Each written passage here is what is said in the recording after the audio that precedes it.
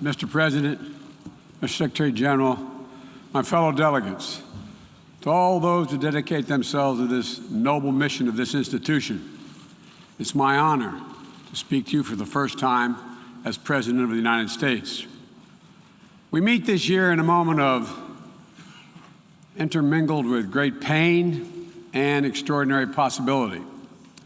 We've lost so much to this devastating pandemic that continues to claim lives around the world and impact so much on our existence.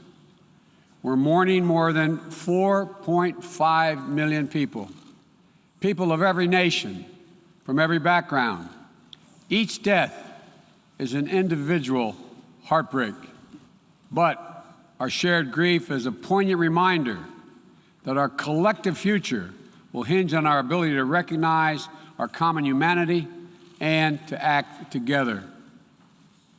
Ladies and gentlemen, this is the clear and urgent choice that we face here at the dawning of what must be a decisive decade for our world, a decade that will quite literally determine our futures.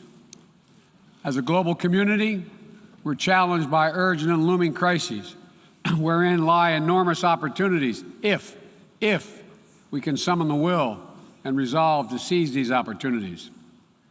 Will we work together to save lives, defeat COVID-19 everywhere, and take the necessary steps to prepare ourselves for the next pandemic, for there will be another one?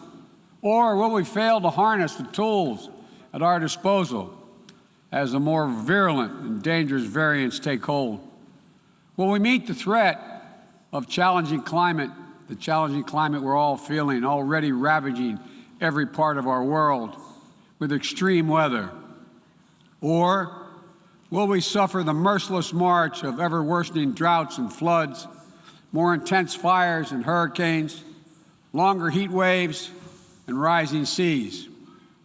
Will we affirm and uphold the human dignity and human rights under which nations in common cause more than 7 decades ago formed this institution?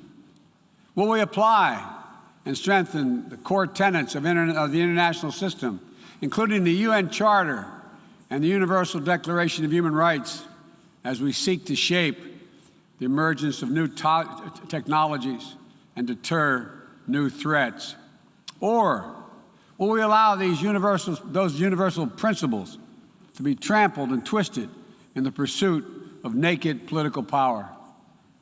In my view, how we answer these questions in this moment, whether we choose to fight for our shared future or not, will reverberate for generations yet to come.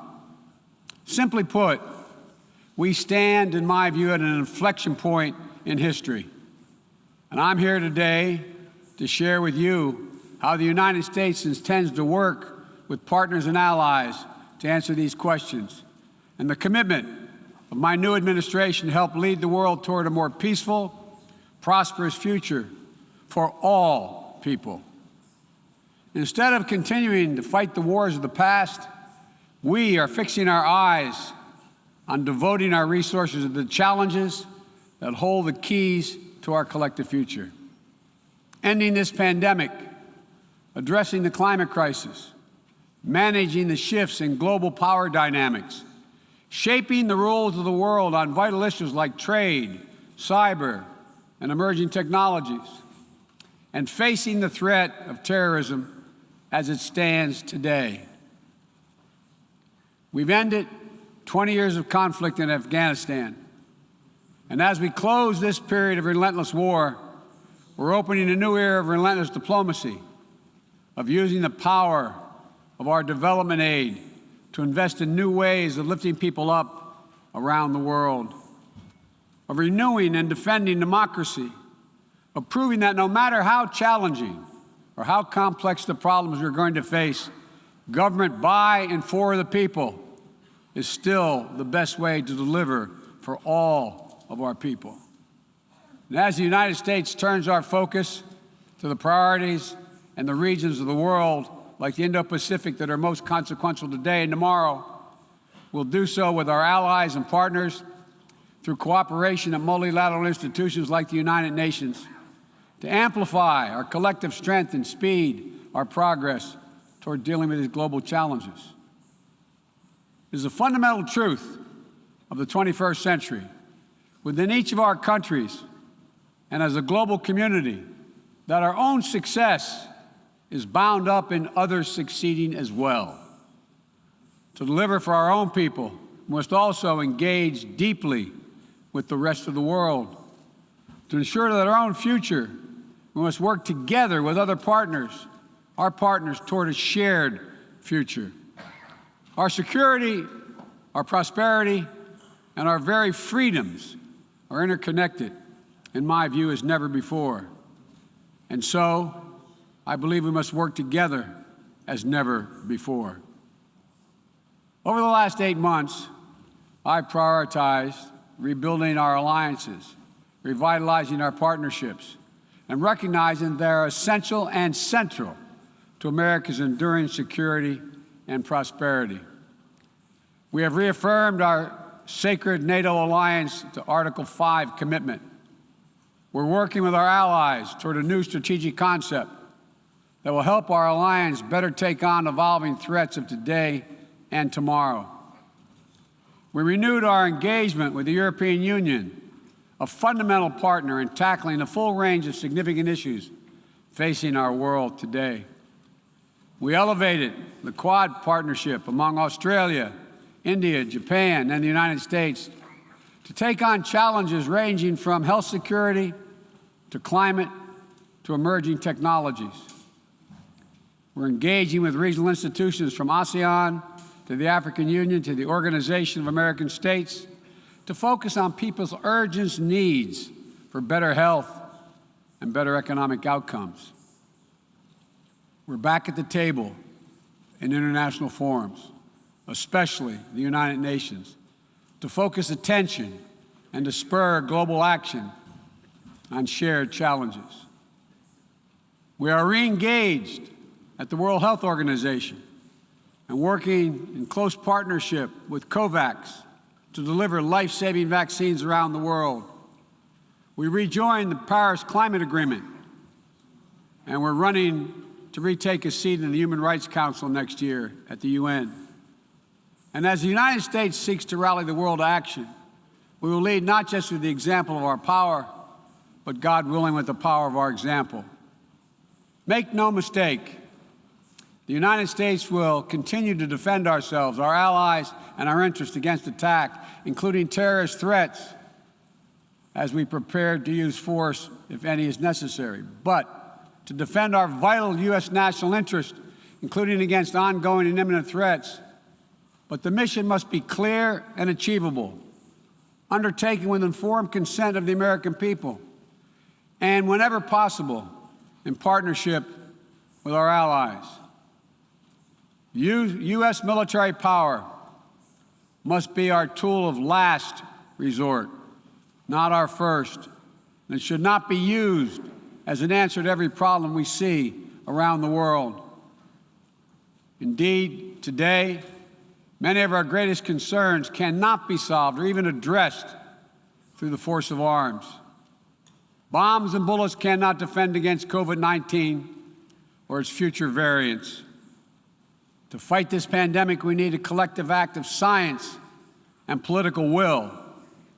We need to act now to get shots in arms as fast as possible and expand access to oxygen, tests, treatments to save lives around the world. And for the future, we need to create a new mechanism to finance global health security that builds on our existing development assistance and global health and a global health threat council that is armed with the tools we need to monitor and identify emerging pandemics so that we can take immediate action. Already, the United States has put more than $15 billion toward the global COVID response. We've shipped more than 160 million doses of COVID-19 vaccine to other countries. This includes 130 million doses from our own supply and the first tranches of 500 million doses of Pfizer vaccine we purchased to donate through COVAX. Planes carrying vaccines from the United States have already landed in 100 countries, bringing people all over the world a little dose of hope, as one American nurse termed it to me. A dose of hope, direct from the American people, and importantly, no strings attached. And tomorrow, at the U.S.-hosted Global COVID-19 Summit, I'll be announcing additional commitments as we seek to advance the fight against COVID-19 and hold ourselves accountable around specific targets on 3 key challenges: saving lives now, vaccinating the world, and building back better.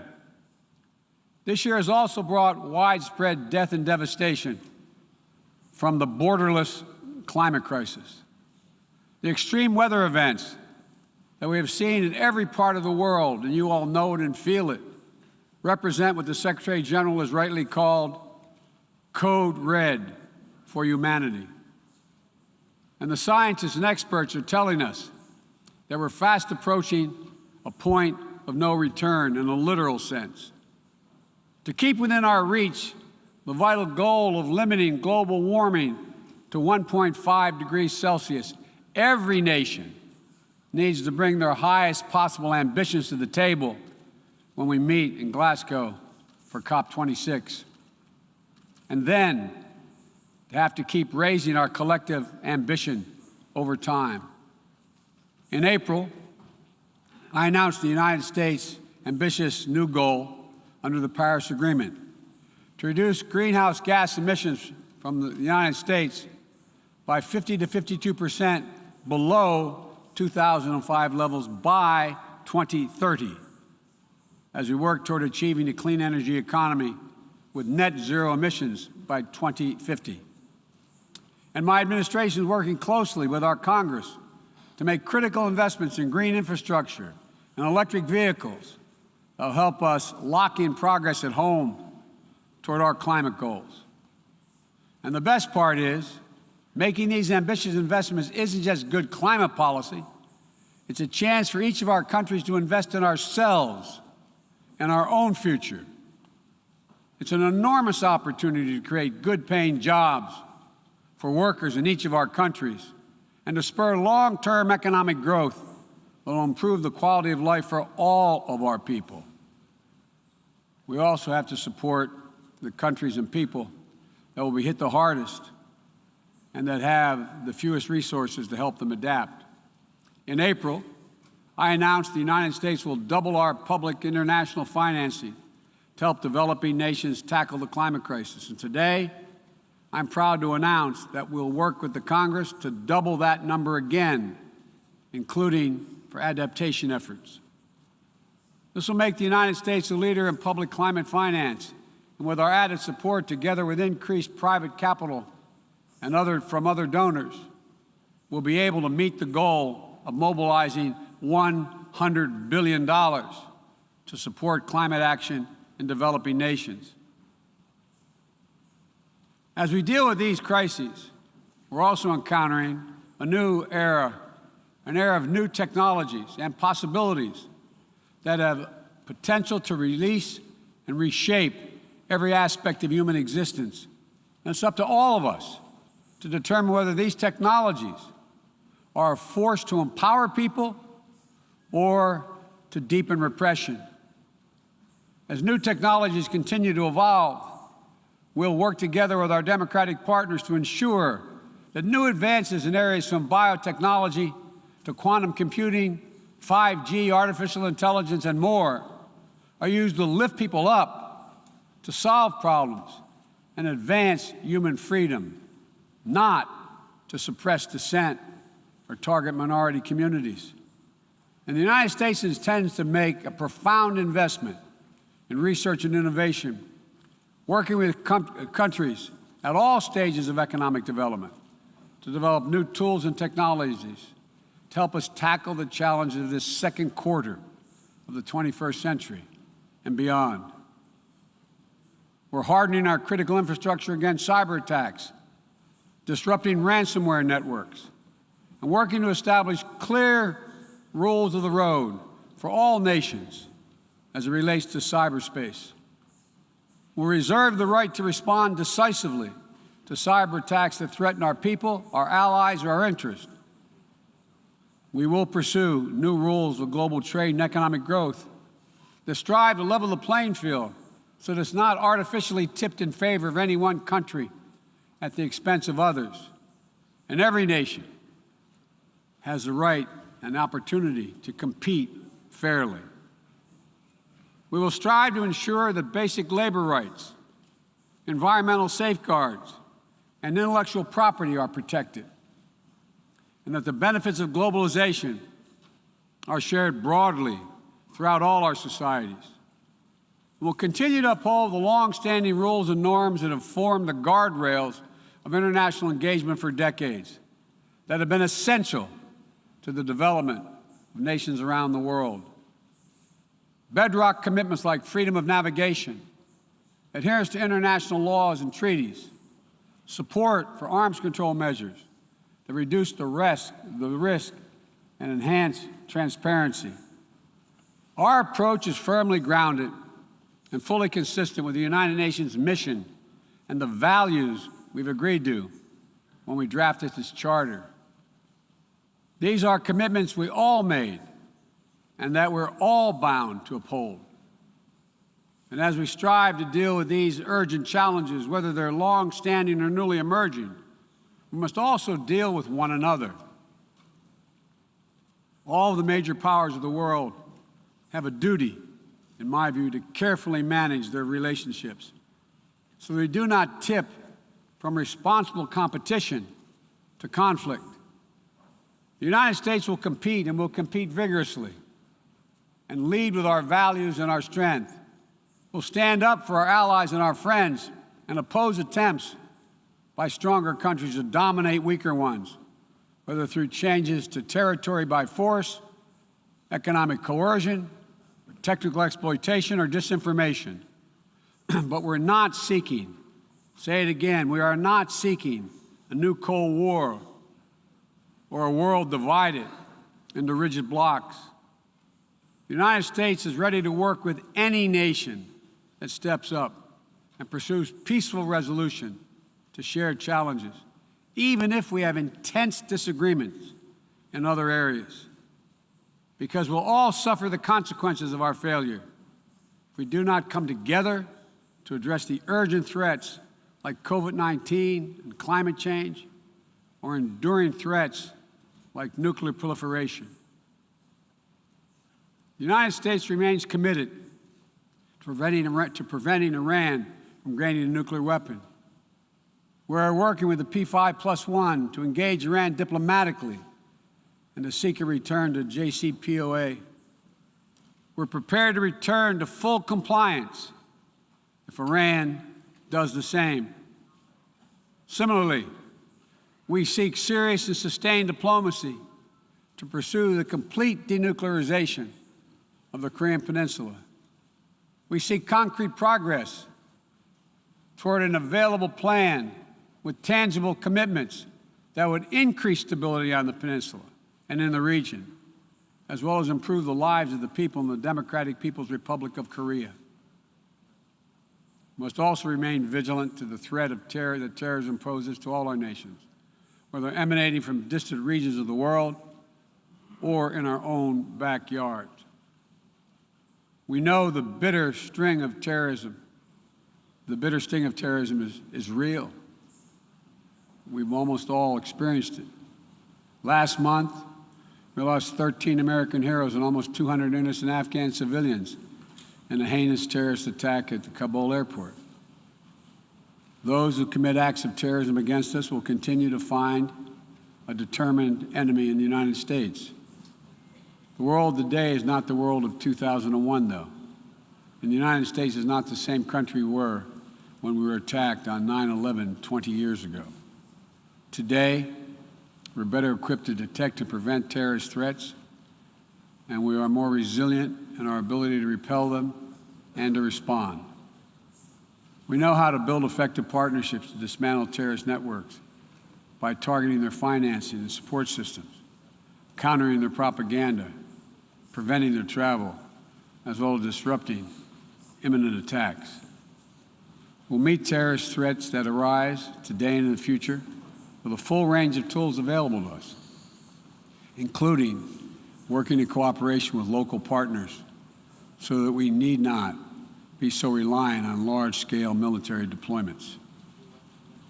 One of the most important ways we can effectively enhance security and reduce violence is by seeking to improve the lives of the people all over the world who see that their governments are not serving their needs. Corruption fuels inequality, siphons off a nation's resources, spreads across borders, and generates human suffering, is nothing less than a national security threat in the 21st century. Around the world, we're increasingly seeing citizens demonstrate their discontent, seeing the wealthy and well-connected grow richer and richer, taking payoffs and bribes, operating above the law, while the vast majority of the people struggle to find a job or put food on the table, or to get their businesses off the ground, or simply send their children to school.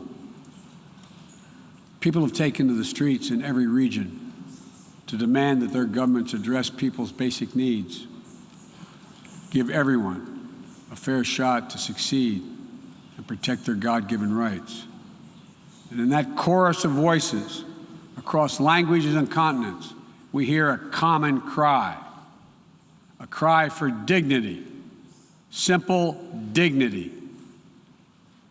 As leaders, it's our duty to answer that call, not to silence it. The United States is committed to using our resources and our international platform to support these voices, listen to them, partner with them to find ways to respond that advance human dignity around the world. For example, there's an enormous need for infrastructure in developing countries.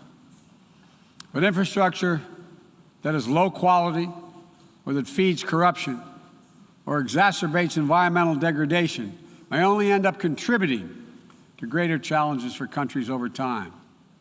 Done the right way, however, with transparent, sustainable investment in projects that respond to the country's needs and engage their local workers to maintain high labor and environmental standards, infrastructure can be a strong foundation that allows societies in low and middle-income countries to grow and to prosper.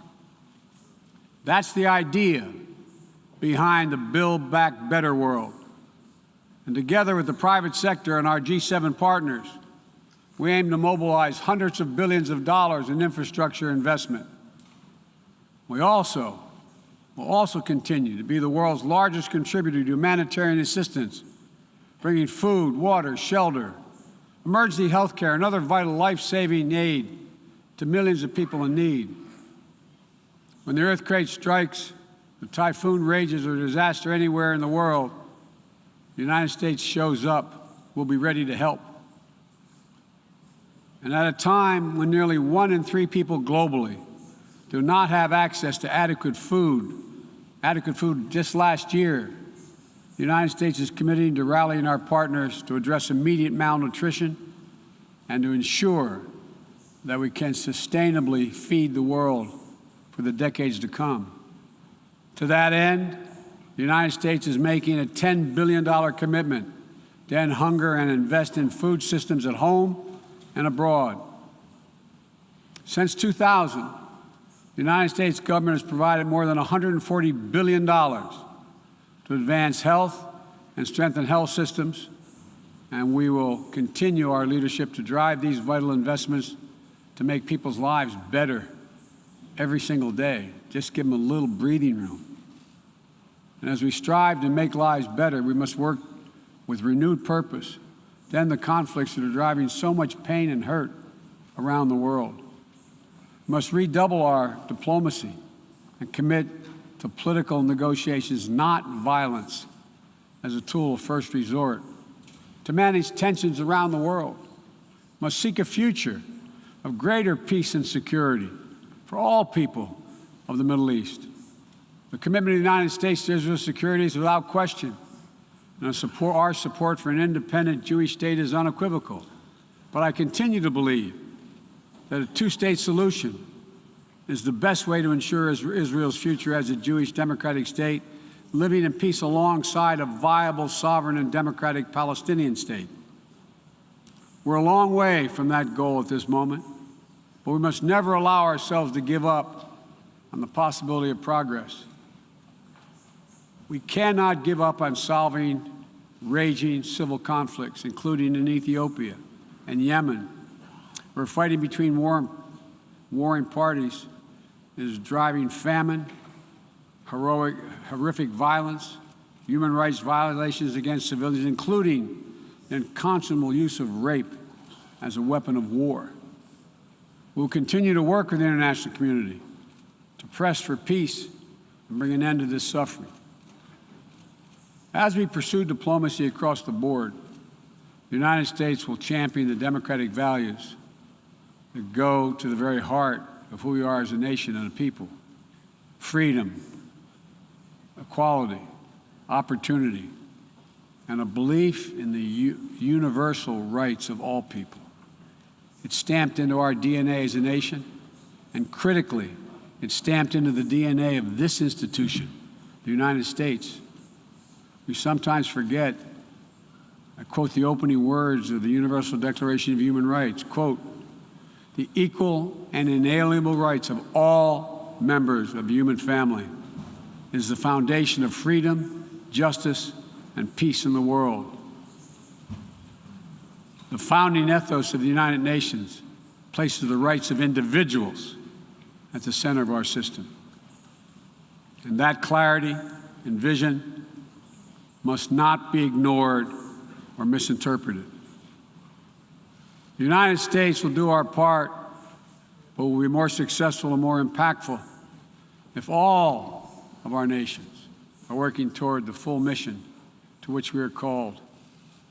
That's why more than 100 nations united again around a shared statement, and the Security Council adopted a resolution outlining how we'll support the people of Afghanistan moving forward, laying out the expectations to which we'll hold the Taliban when it comes to respecting universal human rights. We all must advocate for women, the rights of women and girls to use their full talents, to contribute economically, politically, and socially, and pursue their dreams free of violence and intimidation. From Central America to the Middle East to Africa to Afghanistan, wherever it appears in the world. We all must call out and condemn the targeting and oppression of racial, ethnic, and religious minorities whether it occurs in Xinjiang or northern Ethiopia or anywhere in the world. We all must defend the rights of LGBTQI individuals so they can live and love openly without fear, whether it's Chechnya or Cameroon or anywhere. As we steer our nations toward this inflection point and work to meet today's fast-moving, cross-cutting challenges, let me be clear. I am not agnostic about the future we want for the world. The future will belong to those who embrace human dignity, not trample it. The future will belong to those who unleash the potential of their people, not those who stifle it. The future will belong to those who give their people the ability to breathe free, not those who seek to suffocate their people with an iron hand. Authoritarianism, the authoritarianism of the world, may seek to proclaim the end of the age of democracy, but they're wrong. The truth is, the democratic world is everywhere. It lives in the anti-corruption activists, the human rights defenders, the journalists, the peace protesters. On the front lines of this struggle in Belarus, Burma, Syria, Cuba, Venezuela, and everywhere in between. It lives in the brave women of Sudan who withstood violence and oppression to push a genocidal dictator from power and who keep working every day to defend their democratic progress. It lives in the proud Moldovans He'll help deliver a landslide victory for the forces of democracy with a mandate to fight graft, to build a more inclusive economy. It lives in the young people of Zambia who harness the power of their vote for the first time, turning out in record numbers to denounce corruption and chart a new path for their country. And while no democracy is perfect, including the United States, we'll continue to struggle to live up to the highest ideals to heal our divisions. And we face down violence and insurrection. Democracy remains the best tool we have to unleash our full human potential. My fellow leaders, this is a moment where we must prove ourselves the equals of those who come before us, who with vision and values and determined faith in our collective future built our United Nations, broke the cycle of war and destruction, and laid the foundations for more than 7 decades of relative peace and growing global prosperity. Now, we must again come together to affirm the inherent humanity that unites us is much greater than any outward divisions or disagreements. We must choose to do more than we think we can do alone so that we'll accomplish what we must together. Ending this pandemic and making sure we're better prepared for the next one. Staving off climactic climate change and increasing our resilience to the impacts we already are seeing. Ensuring a future where technologies are a vital tool to solving human challenges and empowering human potential, not a source of greater strife and repression. These are the challenges that we will determine what the world looks like for our children and our grandchildren and what they'll inherit. We can only meet them by looking to the future. I stand here today for the first time in 20 years with the United States not at war. We've turned the page. All the unmatched strength, energy, and commitment, will, and resources of our nation are now fully and squarely focused on what's ahead of us, not what was behind. I know this. As we look ahead, we will lead. We will lead on all the greatest challenges of our time, from COVID to climate, peace and security, human dignity and human rights, but we will not go it alone. We will lead together with our allies and partners and in cooperation with all those who believe as we do that this is within our power to meet these challenges, to build a future that lifts all of our people and preserves this planet. But none of this is inevitable. It's a choice. And I can tell you where America stands. We will choose to build a better future. We, you and I, we have the will and capacity to make it better. Ladies and gentlemen, we cannot afford to waste any more time. Let's get to work. Let's make our better future now. We can do this. It's within our power and capacity. Thank you. God bless you all.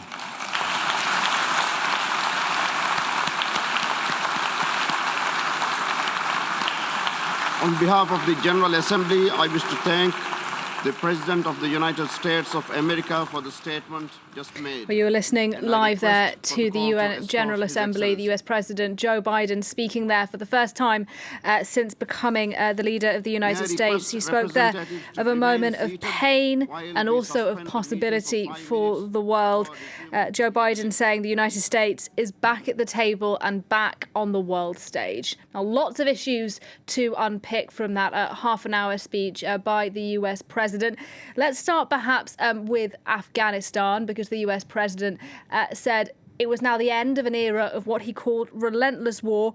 He said it was now time for relentless diplomacy. Take a listen. We've ended 20 years of conflict in Afghanistan.